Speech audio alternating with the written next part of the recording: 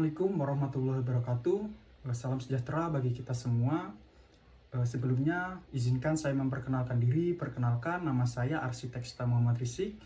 Di sini saya selaku moderator dari kelompok 3. Jadi di sini kami akan membahas mengenai hasil observasi yang telah kami lakukan di kantor wilayah Kementerian Agama Provinsi Kalimantan Tengah dengan judul Peran Kode Etik dalam Membangun Budaya Kerja di Kantor Wilayah Kementerian Kalimantan Tengah. Selanjutnya, saya tidak sendiri, adapun anggota dari kelompok ini yaitu Reni Widya Lestari, kemudian Catherine, lalu Fajar Abdurrauf Siddiq, dan Irham Maulana. Jadi, observasi ini bertujuan untuk mengkaji, untuk mengetahui peran penting kode etik dalam membangun budaya kerja yang profesional, transparan, dan berintegritas di kantor wilayah Kementerian Agama Provinsi Kalimantan Tengah. Baik, selanjutnya kita langsung masuk ke bagian pendahuluan, di mana pada pendahuluan ini terdapat yang pertama latar belakang. Jadi latar belakangnya etika dan integritas menentukan pondasi utama dalam kehidupan organisasi pemerintahan. Kode etik menjadi instrumen penting dalam menjaga etika dan integritas di lingkungan kerja. Kemudian kode etik juga berfungsi sebagai pedoman perilaku untuk memastikan tindakan sesuai norma yang disepakati bersama-sama. Lalu adapun rumusan masalah yang kita angkat dari observasi ini adalah yang pertama, untuk mengkaji pemahaman pegawai terhadap kode etik. Lalu yang kedua, tantangan dalam penerapannya. Dan yang ketiga, dampaknya terhadap budaya kerja di kantor wilayah Kementerian Agama Provinsi Kalimantan Tengah. Lalu yang selanjutnya, adapun tujuan dari observasi ini adalah untuk mengidentifikasi pengaruh kode etik terhadap budaya kerja, menganalisis tantangan penerapannya, dan mengevaluasi dampaknya terhadap kinerja organisasi. Baik, selanjutnya masih dalam bab pendahuluan, yang selanjutnya adalah metode. Nah, pada penelitian ini kami menggunakan pendekatan kualitatif dengan metode pengumpulan data melalui observasi, wawancara mendalam, dan dokumentasi. Pendekatan ini membantu kami selaku peneliti memahami secara konseptual penerapan kode etik dan dampaknya terhadap budaya kerja.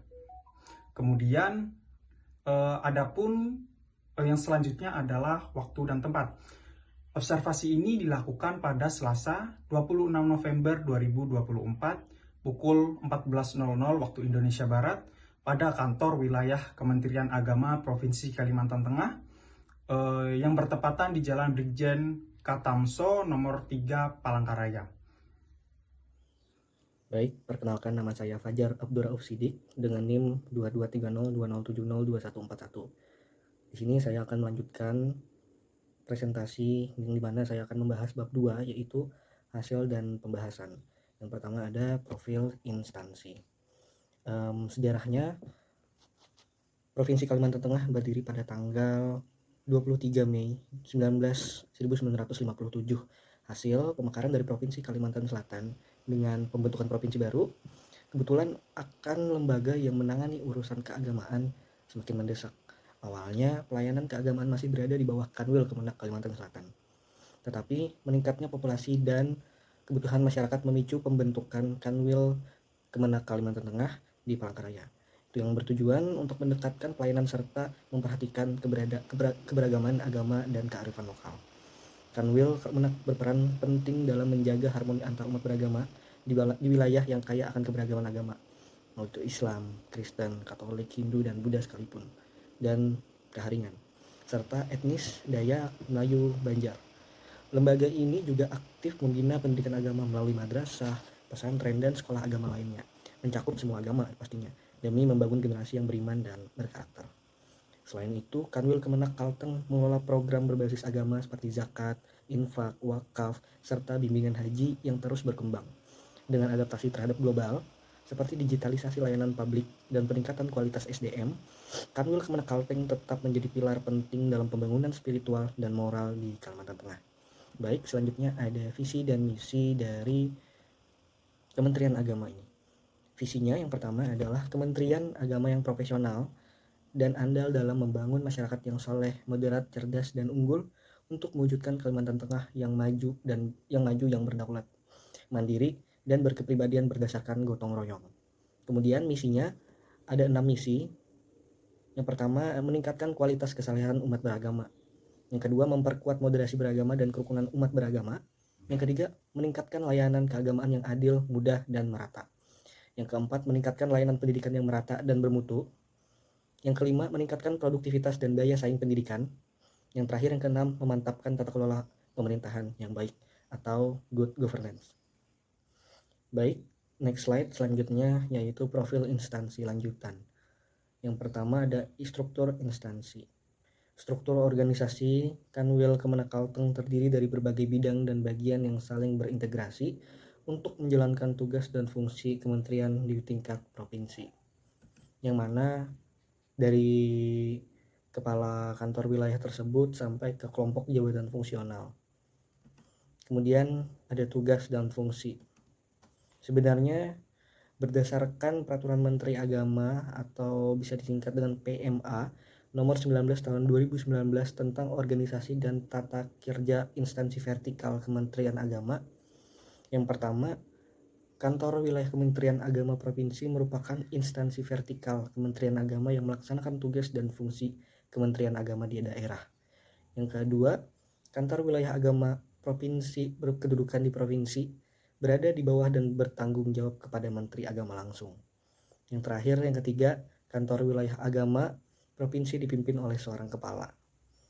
Yang dimana di sini ada tugas dan fungsinya dari masing-masing Kementerian Keagamaan, Kantor Wilayah Kementerian Agama Provinsi. Yang pertama ada tugas melaksanakan tugas dan fungsi Kementerian Agama dalam wilayah provinsi berdasarkan kebijakan Menteri Agama dan ketentuan perundangan-undangan. Selanjutnya ada fungsi. Di sini ada 8 fungsi. Yang pertama, sebagai perumusan dan penetapan visi misi dan kebijakan teknis di bidang pelayanan dan bimbingan kehidupan beragama kepada masyarakat di provinsi. Yang kedua, pelayanan, bimbingan, dan pembinaan kehidupan beragama. Yang ketiga, pelayanan, pembimbingan, dan pembinaan haji, umroh, serta zakat dan wakaf. Yang keempat, ada pelayanan, bimbingan, pembinaan pendidikan madrasah, pendidikan agama, dan pendidikan keagamaan. Yang kelima, pembinaan kerukunan umat beragama. Yang keenam, perumusan kebijakan teknis di bidang pengelolaan administrasi dan informasi. Yang ketujuh, pengkoordinasian perencanaan, pengendalian program, dan pengawasan. Terakhir, pelaksanaan hubungan dengan pemerintahan daerah, instansi terkait, dan lembaga masyarakat dalam rangka pelaksanaan tugas Kementerian Agama di provinsi. Baik, pada next slide selanjutnya yaitu pelaksanaan observasi. Yang pertama, kami menentukan tujuan yaitu menilai penerapan nilai integritas, profesionalitas, inovasi, tanggung jawab, dan keteladanan oleh pegawai. Kemudian ada persiapan instrumen, yaitu kami menyiapkan lembar catatan, pertanyaan wawancara, dan alat perekam untuk dokumentasi. Yang terakhir, pelaksanaan wawancara. Melakukan wawancara dengan ketua tim kepegawaian untuk mengumpulkan data mengenai perilaku dan sikap pegawai terhadap kode etik.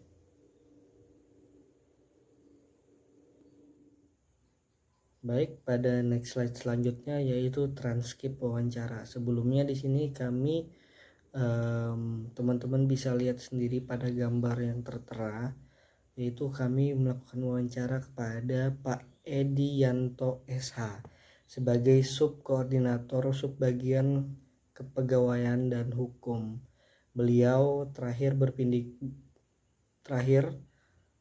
pendidikan S1 hukum, dan pengalaman yang beliau memiliki pengalaman yang sangat luas dalam bidang kepegawaian dan hukum di lingkungan Kementerian Agama.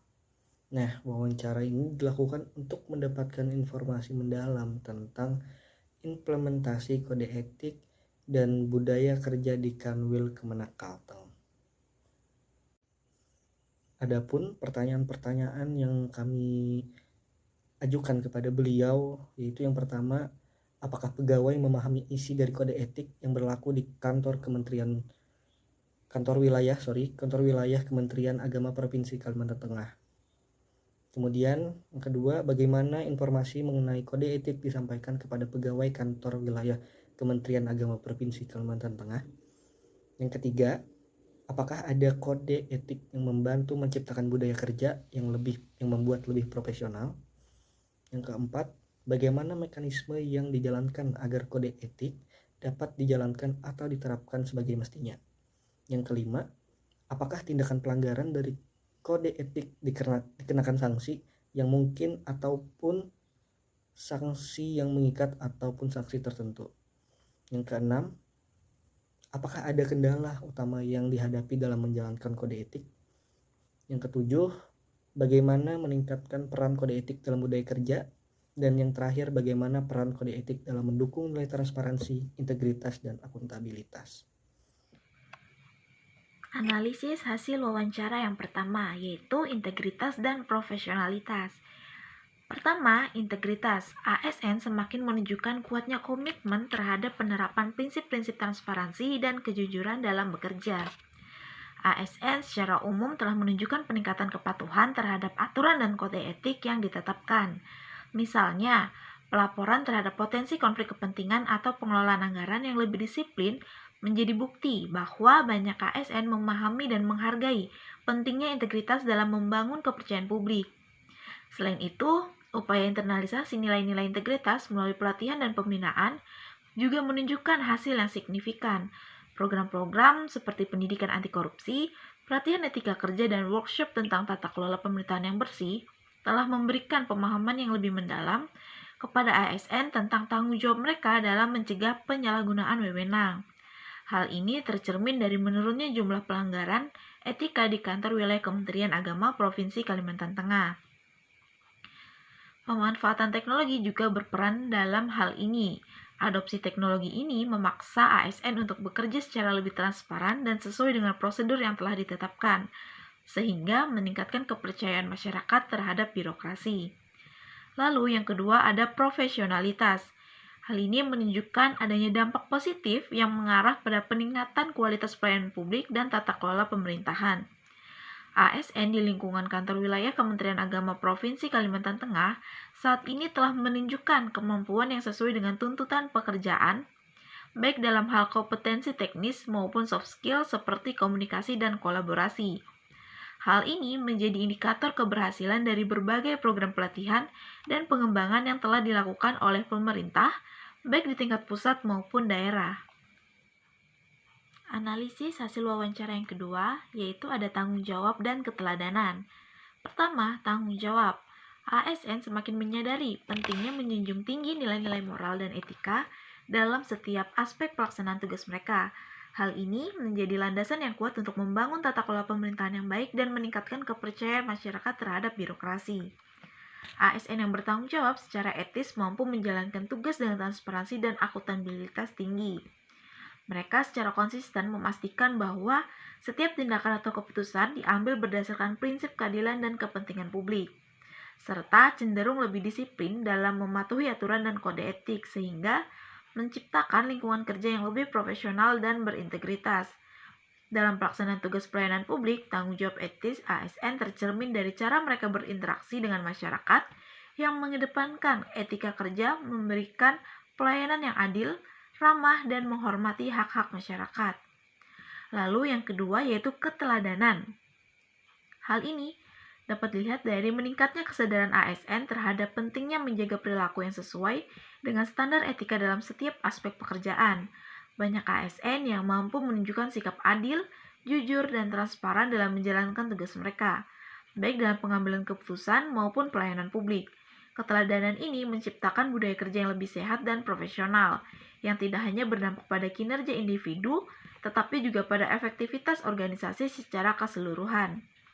ASN yang berperan sebagai teladan dalam etika seringkali menjadi inspirasi bagi rekan kerja mereka, Sikap tegas dalam menegakkan prinsip integritas seperti menolak segala bentuk gratifikasi atau penyalahgunaan wewenang menjadi contoh konkret dari bagaimana etika dapat diterapkan dalam praktik sehari-hari. Pemahaman kode etik oleh pegawai Kementerian Agama Provinsi Kalimantan Tengah ada 4, yaitu sosialisasi intensif, penerapan dinamis, pemahaman menyeluruh, dan implementasi efektif. Yang pertama, sosialisasi intensif. Pemahaman terhadap kode etik dilakukan melalui diklat dan pengaturan lainnya. Lalu yang kedua, penerapan dinamis. Kode etik bersifat adaptif terhadap perubahan karena kehidupan masyarakat terus berkembang dan menghasilkan kebutuhan baru yang mana turut mengubah operasional Kementerian Agama sehingga diperlukan kode etik baru untuk memastikan penyelenggaraan yang sesuai dan optimal. Dan yang ketiga, ada pemahaman menyeluruh. Setiap pegawai telah memahami isi dari kode etik yang berlaku. Hal ini dikarenakan pada saat mencalonkan diri menjadi ASN akan melalui seleksi dan diklat. Dalam proses inilah, setiap pegawai mempelajari dan memahami kode etik. Yang terakhir ada implementasi efektif. Hal ini dikarenakan bersifat mutlak sebagai sebuah aturan, maka kode etik diterapkan dalam tugas sehari-hari sehingga pemahaman terhadap kode etik dapat lebih mendalam. Pengaruh kode etik terhadap budaya kerja. Yang pertama ada profesionalitas. Kode etik membantu menciptakan budaya kerja yang lebih profesional, mendorong pegawai untuk bertindak sesuai standar yang ditetapkan. Hal ini didasari oleh kode etik yang merupakan markah yang mana bersifat memaksa dan mengikat. Yang kedua ada akuntabilitas. Penerapan kode etik meningkatkan rasa tanggung jawab pegawai terhadap tugas dan keputusan yang diambil.